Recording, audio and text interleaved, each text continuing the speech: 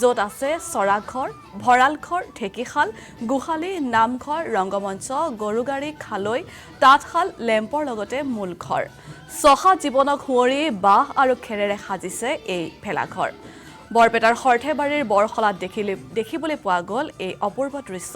এই সন্দৰ্ভত বৰপেটাৰ পৰা আজিজুল হকৰ এক প্ৰতিবেদন এই মুহূৰ্তত আগবঢ়াইছোঁ। ভোগ আৰু আনন্দ উৎসৱ ভোগালী বিহুৰ বাবে মাজত মাত্ৰ কেইটামান দিন আৰু তাৰ আগমুহূৰ্তত আমি এখন বিশেষ গাঁও আপোনালোকক এইখিনি মই দেখুৱাই দিবলৈ চেষ্টা কৰিম, যিখন গাঁৱৰ ছবি দেখি হয়তো আপুনি নষ্টালজিক হৈ পৰিব। মই এইখিনি উপস্থিত আছোঁ বৰপেটাৰ সৰ্থেবাৰীৰ বৰহলা গাঁৱত। আৰু বৰহলা গাঁৱত 25 বছৰ পূৰ্বে অসমৰ গাঁৱলীয়া চহা পৰিৱেশ কেনেকুৱা আছিল, সেই পৰিৱেশসমূহ ইয়াতে প্ৰতিফলিত কৰিবৰ বাবে ভেলাঘৰ তেওঁলোকে সজাইছে।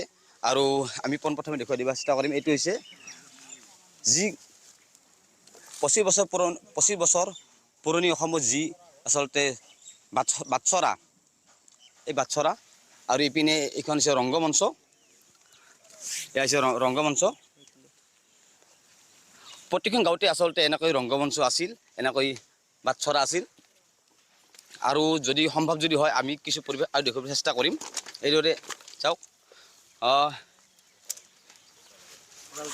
এইটো হৈছে ভঁৰাল ঘৰ। কৃষকসকলে যেতিয়া শস্য চপায় পাছত ধান, মাহ, তিল আদিকে ধৰি যিবোৰ শস্য চপায়, সেই শস্যবোৰ তেওঁলোকে এনেকুৱা ঘৰত তেওঁলোকে আচলতে তেওঁলোকে উপচাই থৈ দিছিল। আৰু তাৰ সমান্তৰালভাৱে এইটো হৈছে নামঘৰ, আৰু ইয়াৰ পিছফালে আছে, আৰু এইটো হৈছে মূল ঘৰ, আৰু এই ঘৰটোৰ পিছফালে আচলতে আছে গোহালি ঘৰকে ধৰি বিভিন্ন ধৰণৰ অসমীয়া চহা জীৱনৰ যিখিনি প্ৰয়োজনীয় যিখিনি ঘৰ, সেই ঘৰসমূহ ইয়াত ৰখা হৈছে। আৰু যদি সম্ভৱ যদি হয় আমি আনটি পৰিৱেশ দেখুৱাই দিব চেষ্টা কৰিছোঁ। এইটো চাওক, এইখন হৈছে গৰুগাড়ী সহায়ত আচলতে এই কৃষকে খেতি পথাৰৰ পৰা বিভিন্ন ধৰণৰ বিভিন্ন শস্য তেওঁলোকে আচলতে আদান প্ৰদান কৰিছিল। ইয়াৰ জৰিয়তে তেওঁলোকে অনা নিয়া কৰিছিল। আৰু সেই যিখন গৰুগাড়ী, এই গৰুগাড়ীখন ইয়াত আচলতে অংকন কৰা হৈছে, ইয়াত আচলতে বনোৱা হৈছে, তাৰ প্ৰতিচ্ছবি বনোৱা হৈছে। আৰু যদি সম্ভৱ যদি হয়, যিসকল বৰহলা গাঁৱৰ যিসকল উদীয়মান যুৱক, এই যুৱকসকলে বয়স্ক লোকসকলৰ পৰামৰ্শ অনুযায়ী এনেধৰণৰ আচলতে উদ্যোগ লৈছে। আমি তেওঁলোকৰ সৈতে কথা বাৰ্তা পাতিবলৈ চেষ্টা কৰিম। হয়, আপোনালোকৰ মনত এনেধৰণৰ ধাৰণা আহিল যে এনেকুৱা এখন 25 বছৰ পুৰণি অসমৰ প্ৰতিচ্ছবি আপোনালোকে ইয়াতে অংকিত কৰিব বিচাৰিছে, কেনেধৰণৰ ধাৰণা? নমস্কাৰ। আচলতে কথাটো হৈছে যে এতিয়া বৰ্তমান যিটো যুগ আমাৰ মোবাইল বা ডিজিটেল আমি যুগত জীয়াই আছোঁ, কিন্তু আচলতে প্ৰকৃত অসমীয়া জাতিটোৰ স্বাভিমান বা অসমীয়া জাতিটোৰ যিটো কাঠামো বুলি কওঁ আমি, একদম যিটো আমাৰ জাতিটোৰ, সেই জাতিটো আচলতে আমি ক'ৰবাত হয়তো ডিজিটেল যুগৰ লগত খাপ খুৱাই আমি বেলেগ ফালে গৈছোঁ যেন আমাৰ অনুভৱ।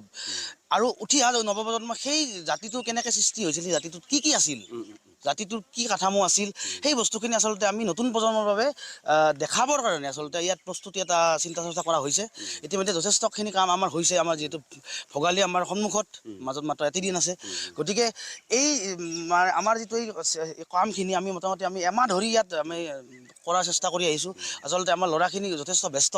সন্ধিয়া হোৱাৰ লগে লগে আমি ইয়াত লগ হৈ সকলোৱে, আমাৰ বয়োজ্যেষ্ঠসকল, ডেকাখিনি, আমাৰ কণ ভাইটি ভণ্টি সকলোৱে উলহ মালহেৰে ইয়াত কাম কৰি আছে। আৰু ইয়াৰ আমাৰ মূল উদ্দেশ্য এটাই, আমাৰ অসমীয়া যিটো আমাৰ ঐক্য সংস্কৃতি, অসমীয়াৰ আপুনি চাওক, এতিয়া যেতিয়া মাছ মাৰিব গৈছিল তেতিয়া আমাৰ কি আছিল, খাৱৈ, আমাৰ জাকৈ, এইবিলাক আচলতে এতিয়া ল'ৰা ছোৱালীয়ে চিনি নাপায়। চ' সেইবিলাকো ইয়াত অনা হ'ব।